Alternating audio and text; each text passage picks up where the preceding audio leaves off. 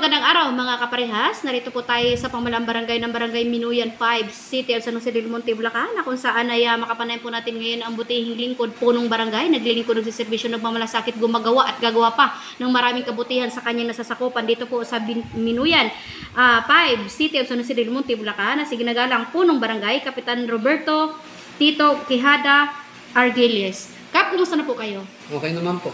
Kap, may tanong ko lang po, as a first term bilang punong barangay, kumusta na po ba sa ngayon ang Barangay Minuyan 5? Ayos naman po, tahimik. Pinapanatili natin tahimik.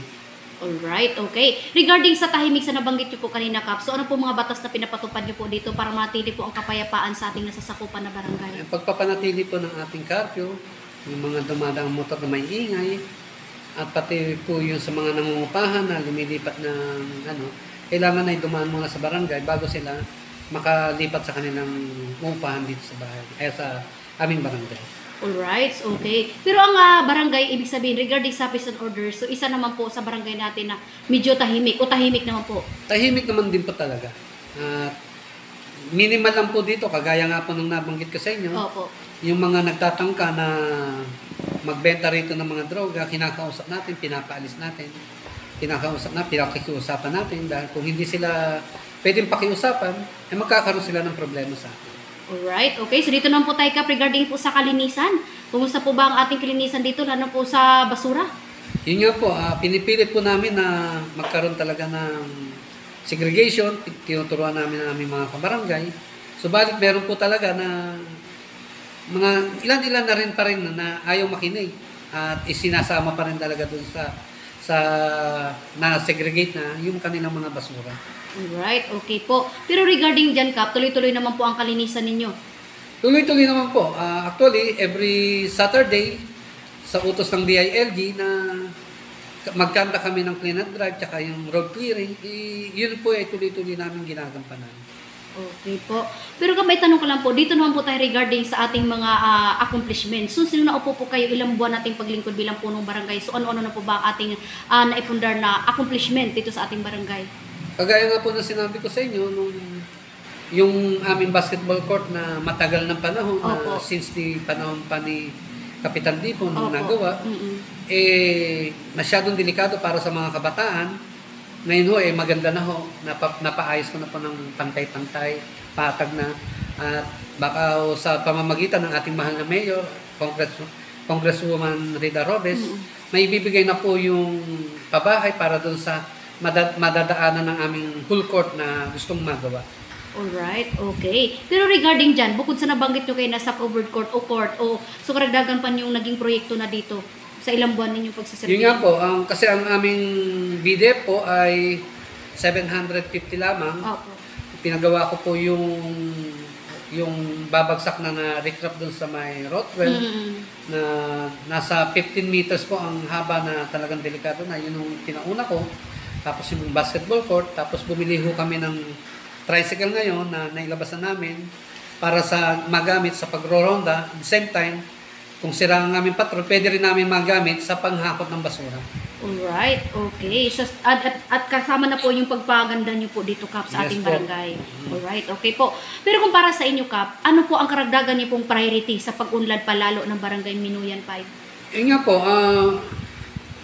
tinututuan ko rin po kasi katulad ho ng livelihood po namin na kung saan marami ho sa amin solo parent. Ang solo parent po namin ay nasa 60 na talagang, kumbaga, wala silang ibang pagkakakitaan, kundi umasa na lang minsan sa barangay, sa mga ayuda. Subalit ang ginagawa ho namin ay katulad nung sinabi ko doon sa aking kagawad, Kagawad Noel Ribas, na ang gawin natin ay magkaroon tayo ng training center kung saan para yung ating mga kabarangay matutong manahe, gumawa ng mga sabon, mga soap making. Yun po yung isang mga bagay na ibinigay ko nung nakaraan na sabi ko para meron silang panimula. Para kahit papano, meron silang pagkakakitaan. Regarding sa inyong mga programa naman, yes, Kap. Po. Okay po. So, yun ang karagdagan nyo din pang priority din. Yes, naman po. Sa mga infra, sa mga paggawain nyo. Sa paggawain po namin, meron kasing nakaalat po namin na sira na matagal na rin ho kasi doon sa may Block 38. Opo. Nakaamba na po yun. Okay. Ang alam ko, ibinaba na ho ng ating mahal na mayor yung proyekto hindi pa lang ho nasisimulan, pero inutos ka ni Mayor Arthur na gawin na yung aming hagdanang pababa, kasi kung saan talagang napakakawawa ng lugar na yun. Dahil bukod sa malalim, sira-sira yung kanilang madadaanan. Kaya yung naka-priority sa akin ngayon. Alright, okay. Kung nanonood po ngayon Kap, ang inyong mga minamahal na mga kabarangay, ano po ang inyong panawagan para sa kanila? Ang aking panawagan lang ay magkaisa ho tayo. Huwag ho kayong makikinig na ganito, ganyan. Kasi sa totoo lang ho, pagka tayo nagkawatak-watak, wala ho tayong patutunguhan pare-parehas. Tama po.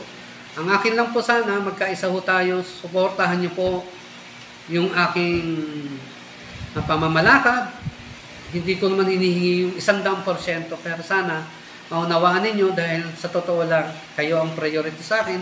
Nakita nyo naman na kung walang-wala naman, kahit sarili kong pera, ginagamit ko na para lang maibigay yung pangangailangan ninyo kung saan ay makakabawas doon sa mga gastusin ninyo.